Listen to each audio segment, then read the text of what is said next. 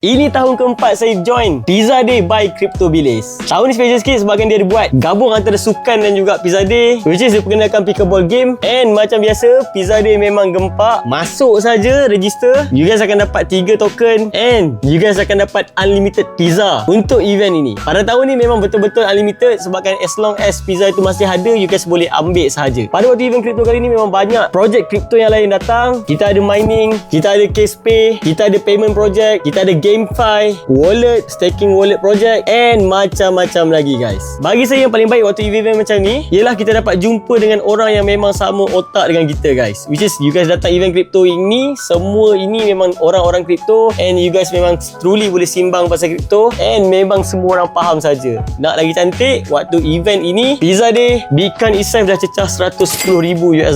Pada waktu event ni juga banyak gila hadiah yang dia bagi. Paling bermakna bagi saya secara personally lah sebabkan kita tengok dekat atas stage tu, brand Muras X itself one of community partner untuk CryptoBilis. Pada you guys yang jumpa saya and ada gambar dekat Pizza Day, boleh share gambar dengan saya juga. Hopefully kita dapat jumpa anda dekat Pizza Day 2026 and hopefully pada waktu tu masih ramai walaupun dah start bear market.